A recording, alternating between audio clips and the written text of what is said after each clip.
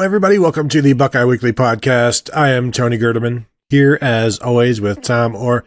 Tom, how's it going? Tony, it's our Michigan Monday show. Another huge win for the Wolverines. I can't wait to talk about Michigan beating UConn, which is, Tony, I don't know. I haven't done like a real deep dive. Greatest win in the history of college football? I say maybe. Well, top four. It's on the Mount Rushmore of greatest victories in college football history. For one, Michigan scored 59 points. And for two, they gave up 0. And for 3, Connecticut is like a legitimate state. It's one of the 50 states in the Union. So they must be pretty good. And now, thankfully, Tom, Michigan's non-conference schedule is over. And we never have to watch this non-conference schedule again until next year. I was just going to say, I think I remember looking at their 2023 non-conference schedule and going, it's not great. It's not fantastic.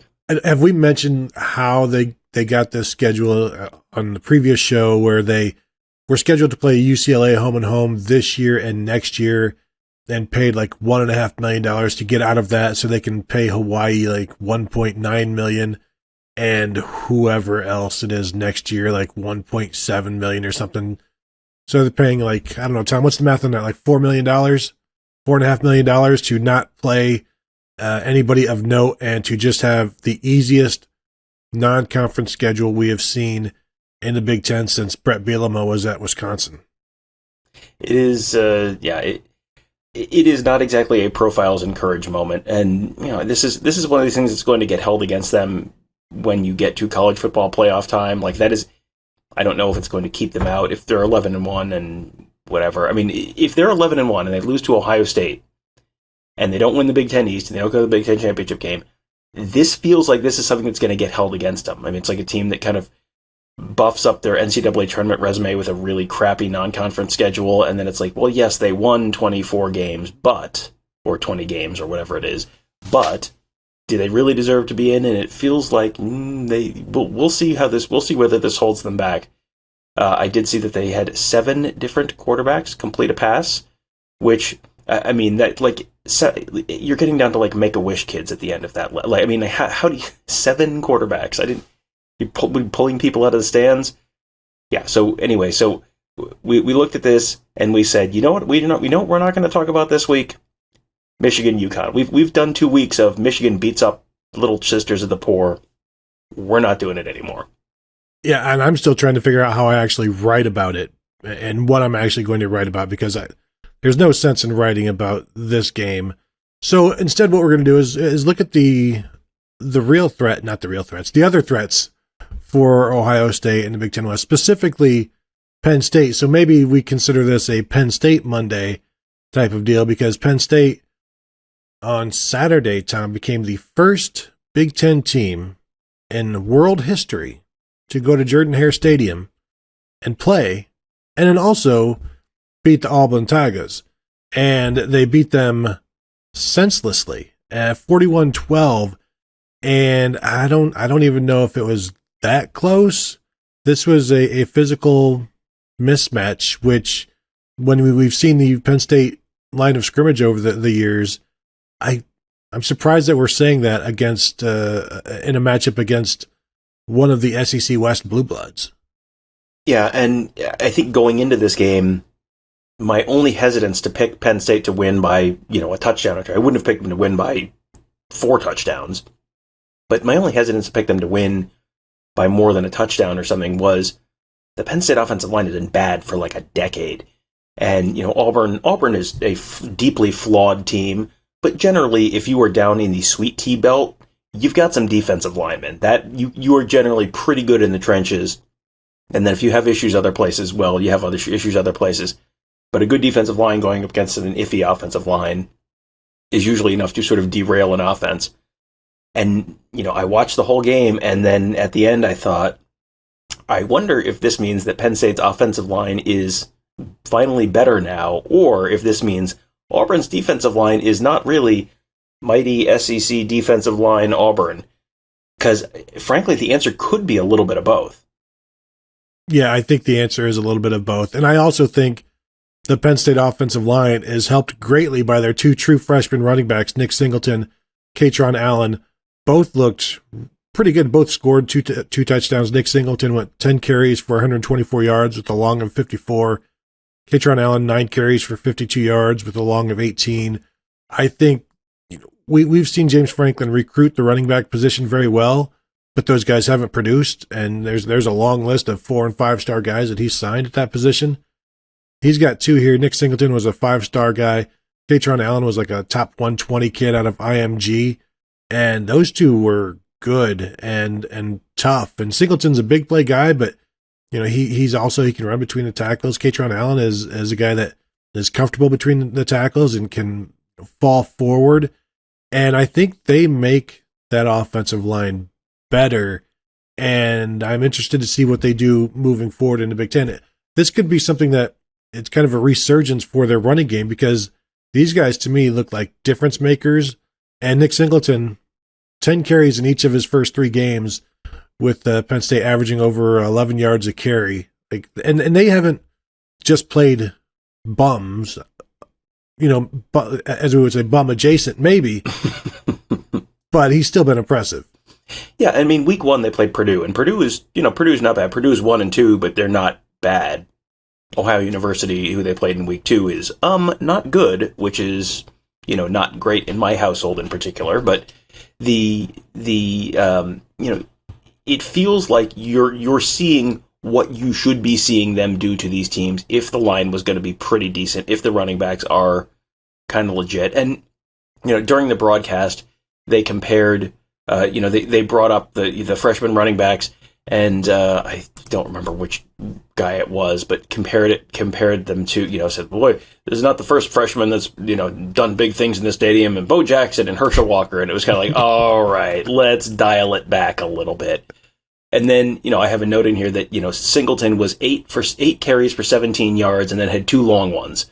So it was like, well, boy, that's a little like Barry Sanders. And then I'm saying to myself, all right, let's dial it back a little bit. But, he doesn't have to wiggle and make you miss that Barry Sanders did. But, just kind of the nothing huge play.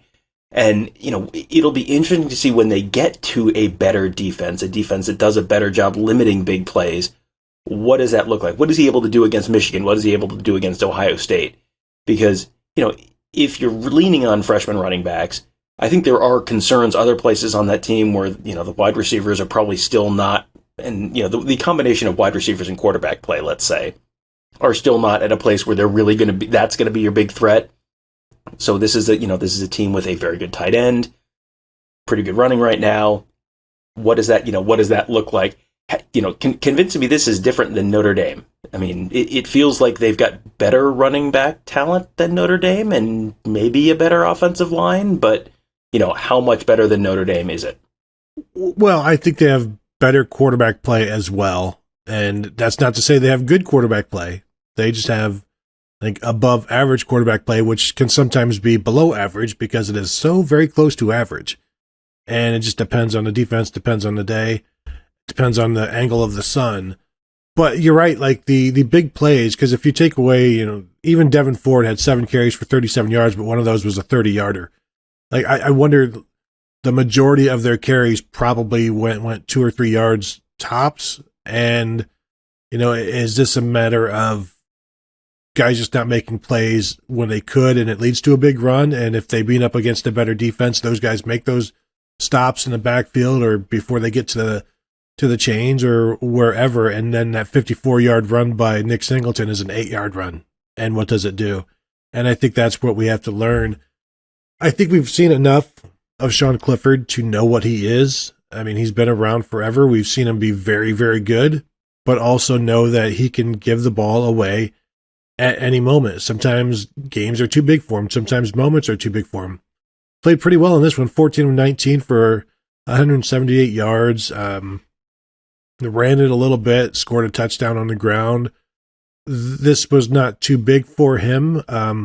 Initially, I thought, like, his first drive when he got clobbered and fumbled and nearly lost that fumble, and he got back up. He's a tough dude. He wouldn't be at Penn State for his 6th year if he didn't want this and didn't enjoy being beaten up by this offensive line.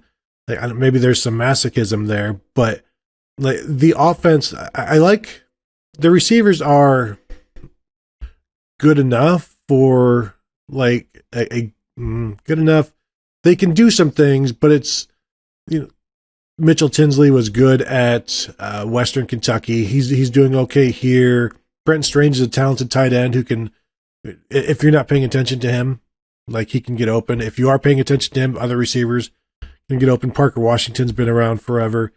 I don't know how much better they make Clifford. I don't know how much better Clifford makes them, and I think that's why they're just tied to each other, and they can't really expand their games. The receivers certainly can't because of who they have at quarterback.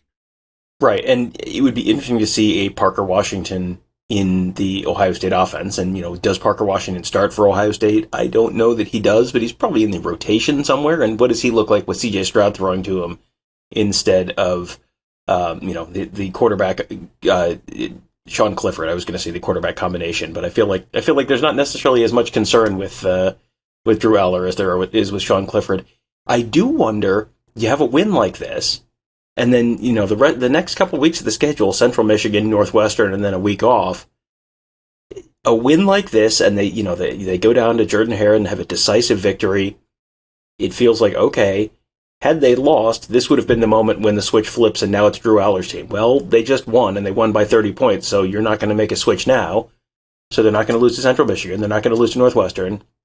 They're not going to lose during the week off. So now Sean Clifford's your quarterback going into the trip to Ann Arbor. And that is the start of a 3-week stretch that's going to determine how their season goes. Because they're 3-0 right now. You got Central Michigan, you got Northwestern, that's 5. You're playing at Indiana, you're going to win that, that's 6. You're playing Maryland at home, you're going to win that, that's 7. You're going to play at Rutgers, that's 8. You play Michigan State at home, that's probably 9. So there's 9 wins. So then the question is, at Michigan, Minnesota, Ohio State, and back-to-back weeks, how does that go? And at this point, it feels like they're kind of committed to having Sean Clifford be the guy leading them into those 3 games. And is he the guy that leads them out of it? And if they go 0-3, is that the time you make the move to Drew Aller and have him start at Indiana? I feel like at this point they're in with him. And like you said, the time to go away from him was if he had been struggling, and then you give him so much of a leash. Or you do what Jim Harbaugh says, and you start out the season with Sean Clifford starting against Purdue, and let Drew Aller start against Ohio, and then you go with whoever played the best in that game. I don't know who it could possibly be, but yeah, I think at this point, like James Franklin knows what he has, so I also think you do wonder, he can't expect Sean Clifford to go into Michigan and beat them. But maybe he thinks he can do enough to not lose to them, and then maybe something can happen. Because Jim Harbaugh, maybe he tries to keep it close too, and then you've got these two teams that are trying to stay within a touchdown of each other, and then magically that happens in the fourth quarter, then anything can happen. And we'll see how aggressive James Franklin is. I liked how aggressive he was on this first drive, going for it on 4th and 3 or so from their own 48, and I don't believe they got it, but the fact that he did it and wasn't there just as a wallflower, wanted to go do it, and probably also knows that the quarterbacks at Auburn, Tom, not good. TJ Finley, Robbie Ashford. I think TJ Finley had an interception. He may have fumbled 3 times. They lost a couple of those. Just any good thing that would happen would immediately be undone by the quarterback play. And that was, I feel bad for Auburn fans. Like, how do they put up with this? This is, you get cast-offs from other programs and they don't make you better. Like, you're just having to deal with them. It's like, getting a hand-me-down VCR. Like, literally, you're like, right today. Like, here's your hand-me-down VCR. What am I going to do with this? And it's a beta too. Like this already didn't work in the SEC. Why am I plugging this in and trying this again? And I mean that Auburn offense was flashing 12 o'clock for a long stretches of that game too. They just one thing that I think was sort of instructive for me when we look at the Ohio State conversation is I'm looking at this and going, well, what does this mean about how Penn State will do against Ohio State's offense? And it's like, I don't think there's anything I can learn from this game at all, because these are pretty much polar opposite teams in terms of offense. But they weren't impressive defensively. They limited Auburn to 3.3 yards per carry.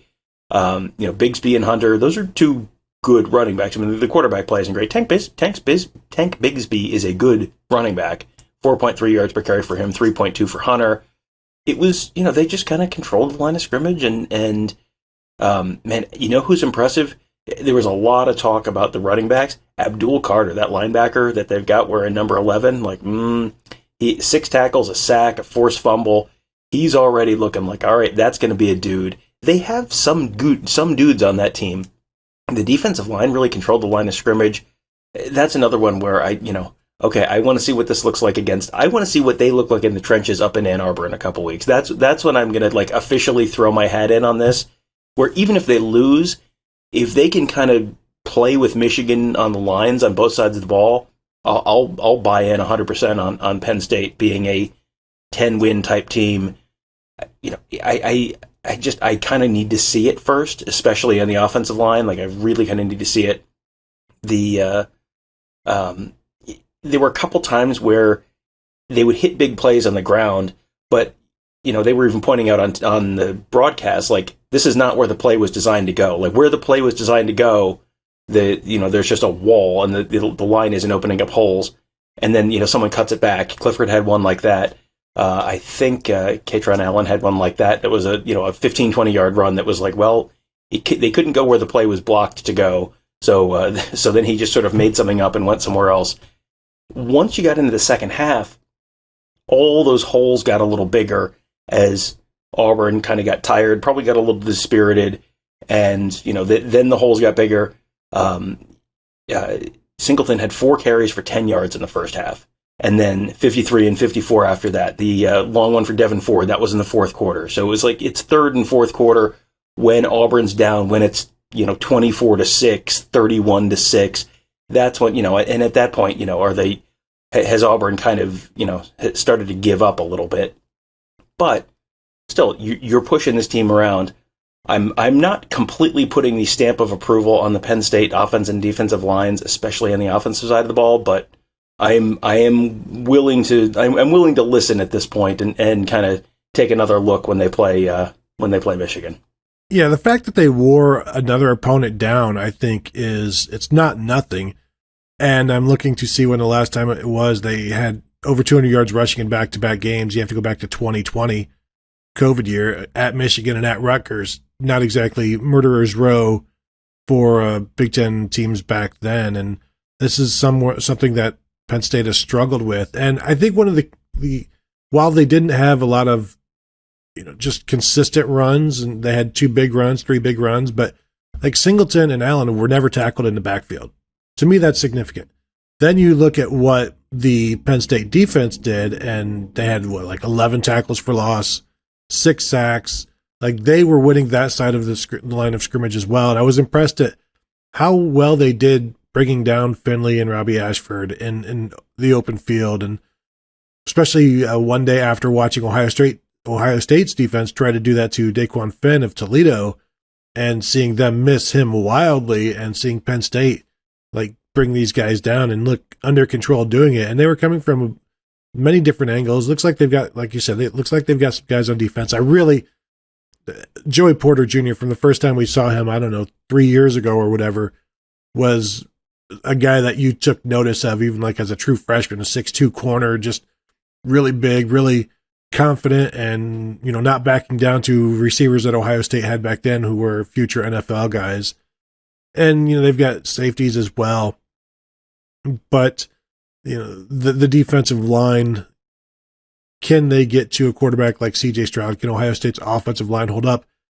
And then what does the secondary do against all of the Ohio State receivers? Because by the time Ohio State plays them, assuming there are no further injuries, this Ohio State offense is going to be firing on every cylinder, and Penn State's defense is going to need to make plays. And we saw them make some plays in this game, forced 3 fumbles, intercepted, 2 passes, and were making plays. So I thought it was encouraging for them. And even though Auburn was not the best team we've ever seen and the offense was really, really bad, I feel like Penn State may be more of a threat than I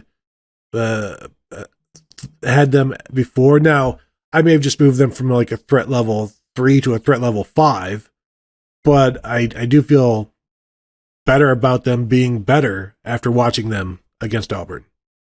Absolutely. I mean, if you look at the Big Ten East, I think you would have probably had Ohio State and Michigan, and then some combination of Penn State / Michigan State third in that division going into the weekend. And now I think it's very clearly Ohio. It's probably Ohio State, and then number 2 is either Michigan or Penn State, and it's probably Michigan. But the question is now between, is Penn State second or third, not is Penn State third or fourth. That was an impressive performance. They're starting to answer questions on the lines, which is where you really have questions.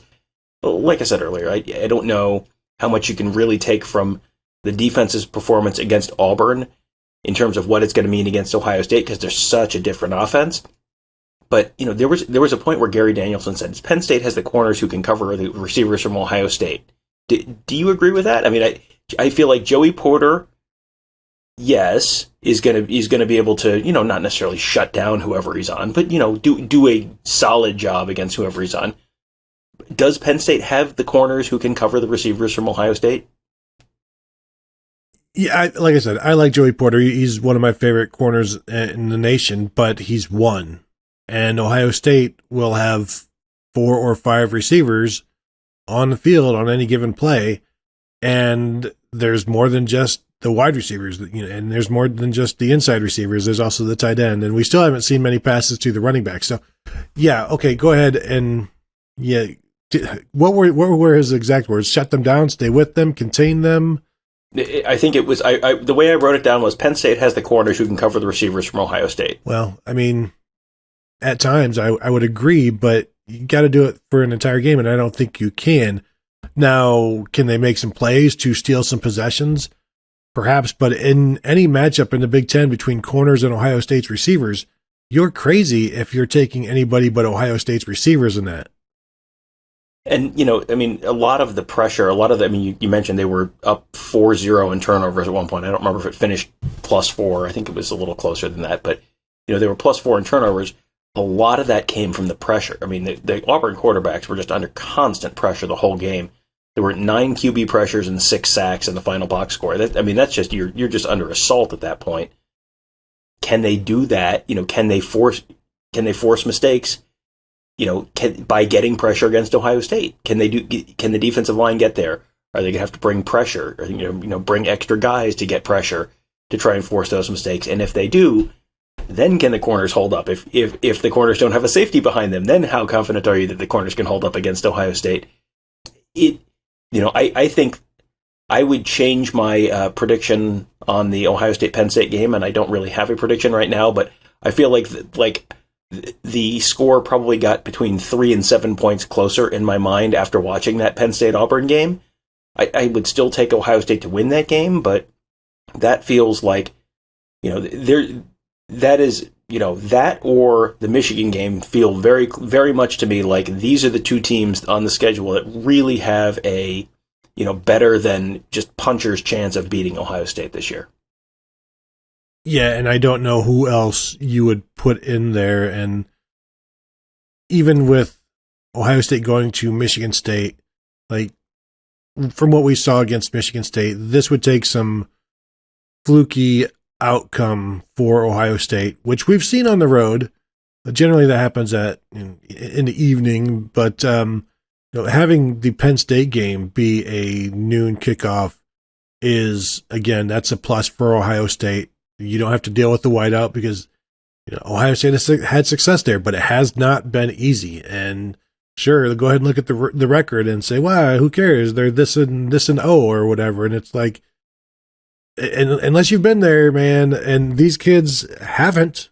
So the first time they're going to be experiencing it, if there was a whiteout for them this year, they'd be walking into it a little bit blindly, and that's not the way you want to do it. And so to have that at noon, you know, that helps Ohio State significantly. Now, of course, you still have to go out and perform and prove everybody correct, because I assume Ohio State's going to be, I don't know, 14-point favorite, something like that on the road. Their 17.5-point favorite opened up against Wisconsin today, and that's, it is what it is.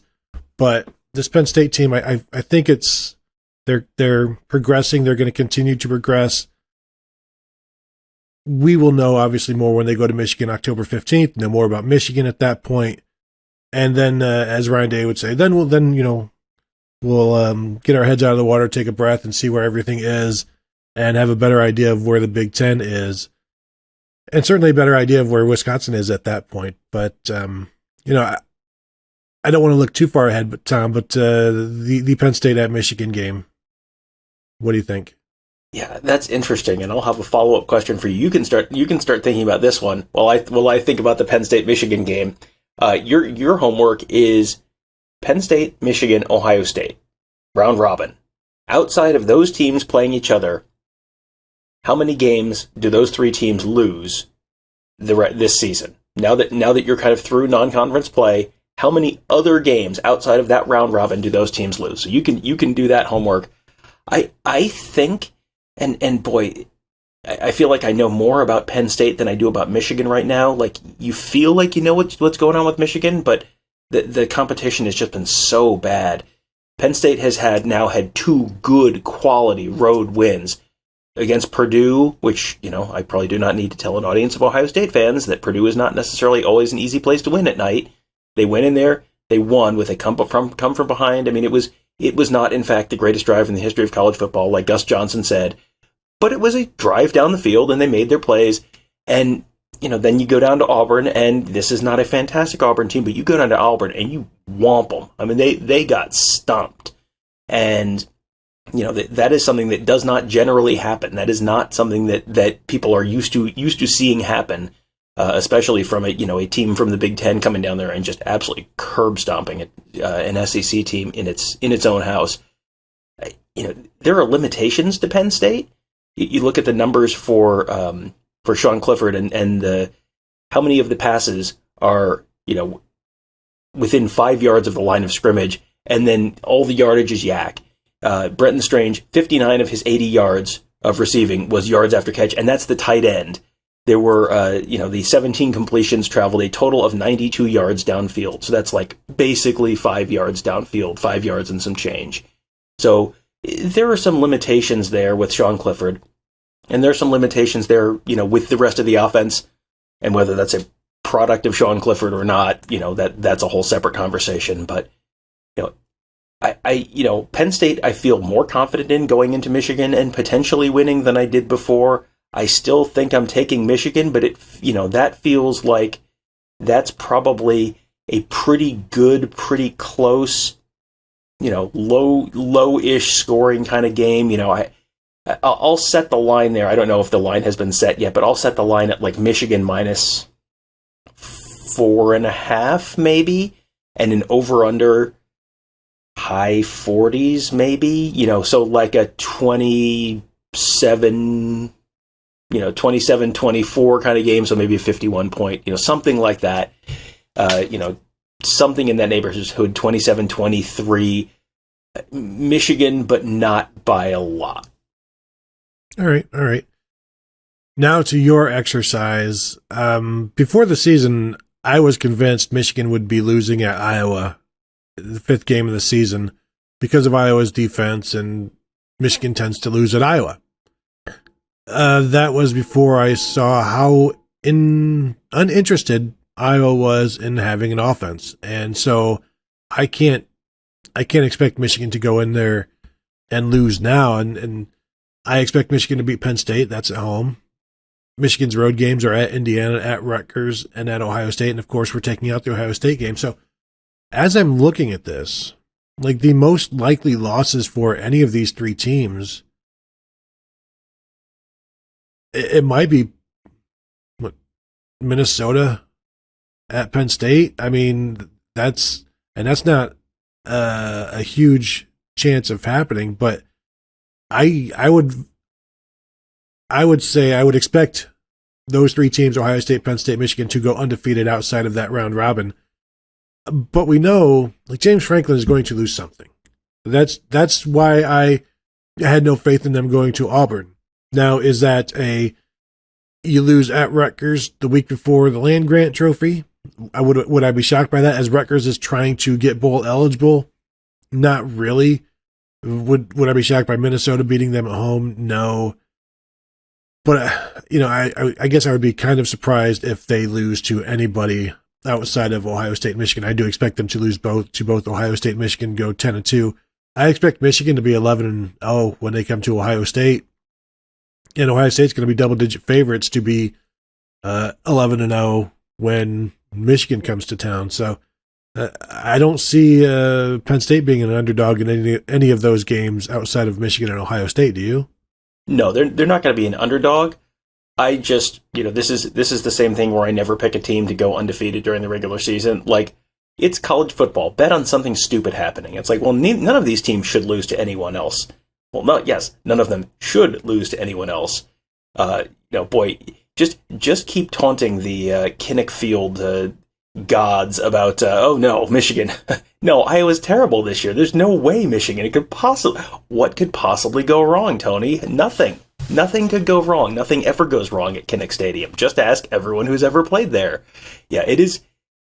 I think it's always safe to assume something stupid will happen. Like, I don't know that I could. You named off a bunch of potential stupid games that could be the game that sort of changes that, and so it's not 12-0 and 11-1 and 10-2 at the end of the year. But boy, it feels like someone's going to lose a stupid one, and it could be Ohio State against Wisconsin. It could be Michigan and Michigan State. Like, crazy stuff happens in that game, and no, Michigan shouldn't lose to Michigan State this year. Has that stopped them in the past? Also, no. So I think I'm going to say someone loses another game, and I wouldn't be shocked if it was two.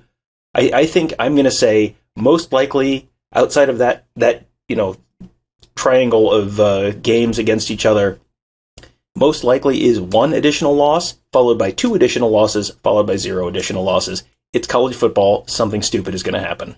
And that's why we love it, and that's why we watch every week.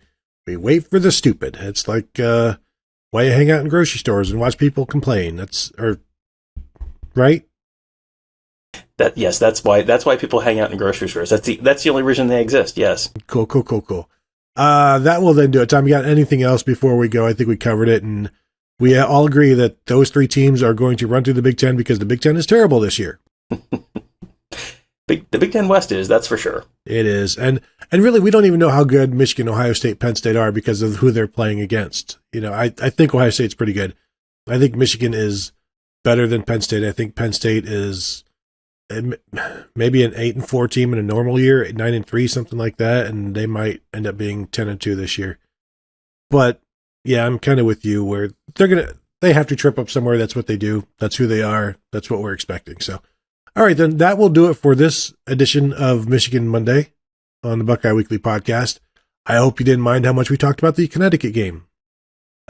I hope we have sated your hunger to hear about that game and to never hear about that game again. So that will do it for us. As a reminder, please check us out at BuckeyeHuddle.com.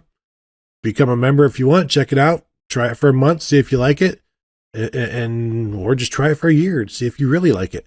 And, of course, if you're watching on YouTube, go ahead and hit subscribe if you haven't done it yet. Hit that bell to get notified.